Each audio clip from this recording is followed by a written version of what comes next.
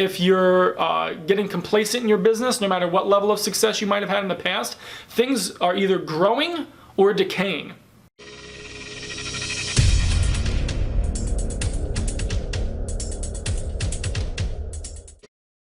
Hey there, it's Adam Holland. Welcome back to the next video in our video series, the 10 Mindset Hacks to Rewire Your Brain for Success in Your Business, with your family, friendships, life, and so much more, right? So I'm very excited to do this video. This is video, like I said, number 7, where we're going to be talking about, are you working on a hobby or a business, and really, how do you tell? Now, many of you that are watching this, you might already have a business, but you've been stagnant. You haven't been able to grow very much. Some of you might already have a very successful and growing business. This is going to allow you to grow more. And then some of you are going to be watching this video. Maybe you've thought about starting a business. Maybe you're aspiring to that. Perhaps you started a business, but you're not getting really any level of success yet. You haven't even made your first dollar of profit. This video is for everyone. Why? Because quite simply, if you're getting complacent in your business, no matter what level of success you might have had in the past, things are either growing or decaying. So just like everything else in nature, it's either growing or decaying. And if your business isn't growing, you tend to fall behind. Why? Because your competitors are going to get ahead. They're going to be the ones innovating. They're going to be the ones going out there and making even more of an impact and more of a difference. So that competition allows us to force ourselves to continue to grow, not just as a business, but grow personally. So in this business, we're going to be talking about, again, is this a hobby or an actual business, and how are we going to do that? So one of the ways of doing that is by looking at something signified by 3 letters, KPI, Key Performance Indicators. This was a term that, quite frankly, escaped me my first several years in business. And then I wondered why I'd go up and I'd have a $20,000 month, and I'd go back down to a $5,000 month. And then I'd go back up to a $30,000 month, and then I'd go back down to 8. Now, that was still way more money than I was making at a job ever. At the same time, I was getting frustrated because there was no consistency. I'd have money in the bank, but then I'd be like, oh God, like what's going on? You know, what's going on next? So one of the things that I realized, and this is something that I'll fully admit, I'm personally looking at this again in my business to take my own advice and say, okay, well, how can I grow my business more? How can I grow my business faster? How can I make a bigger impact? I need to look at my KPIs, my key performance indicators. So what are those? Well, each department in your business, again, if it's just you, you're wearing all hats at this point, but still follow me, because this is something where like you'll want to know what these are across your entire business. And again, this can change by your business model and everything, but long story short, you need to be tracking everything, because if you can track it, measure it, you can then improve it. And I believe Peter Drucker, I got to give credit where credit's due. I believe that was a Peter Drucker quote, by the way.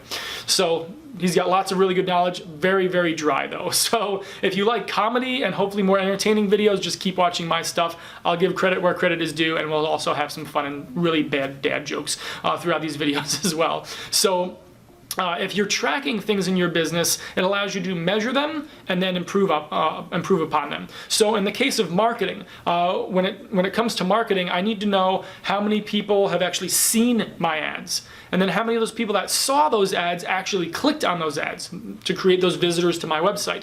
And then after they become a visitor on my website, have they become a lead? Have they watched a certain video? Have they taken the certain action that I want them to take? And then ultimately, have they purchased? And I can even go a step further. Have they purchased any upsells? Have they continued to purchase that monthly membership it might have been? Have they come back to purchase every 3 months, 6 months, or 12 months? Right? Again, it depends upon what your business model and what your products are. But ultimately, if you're looking at all of these different stats, your business will make a lot more sense, and you'll be able to make these improvements. So how could this apply to a customer service department? How many support tickets are you getting on a monthly basis?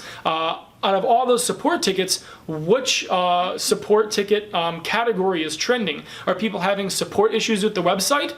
Are people having issues getting their product even delivered to them? If you're looking at these things and there's these commonalities that just keep coming up, there's some kind of common thread through all these customer support tickets, guess what? You don't have a customer support problem, you have a fulfillment problem. And that's where now the customer service department works hand in hand with the operations department, and many times they're one and the same. And then operations needs to figure out on the fulfillment side, why aren't those products getting there? Why are they getting there defective, defunct, broken, whatever it might be? Or if it's a website problem, what is causing that? Now you're either talking to your development team or whatever else, or you're potentially even hiring on a consultant to go and look at what's wrong with the website, because that might have been out of the developer's hands, or they didn't have the knowledge or expertise to deal with that. Now, the great thing about all these different things, if you're in a brick and mortar business, chances are you've got some of these various departments. You've got people maybe working the front counter in retail, and you've got people working behind the scenes on fulfillment, whatever it might be.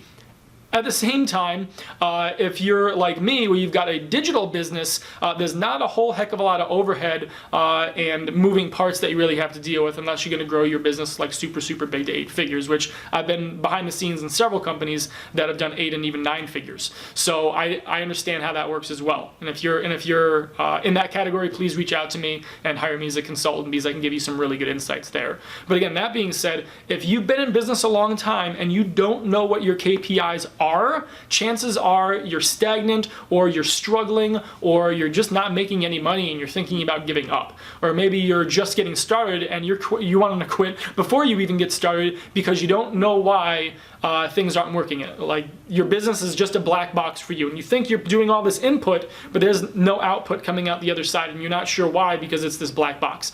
This is about opening up that black box and looking at some numbers. I'm not talking about advanced math here. I do have an engineering degree, and I could totally go into Fourier transforms and differential equations and all sorts of nerdy stuff like that. But one of the benefits of learning from me online is I can take something crazy complicated like that and break it down into much simpler things, and that's ultimately what this video series is about as well. So again, break everything down into key performance indicators, so this way you can track and measure every little part of your business and improve upon it. And you can do this in all facets of your life too. Diet and nutrition, fitness, relationships. I actually have KPIs when it comes to spending time with my wife or spending time with my kids. And you know what? If I go like a week without spending good quality time with my kids, that's a strike against me. I have disciplinary actions. I can't do a hobby or something like that, and I'll actually, quote, punish myself or put myself in timeout in a way, because I'm not satisfying all these facets of my life. So what does that mean? I have a better relationship with my wife. I have a better relationship with my kids,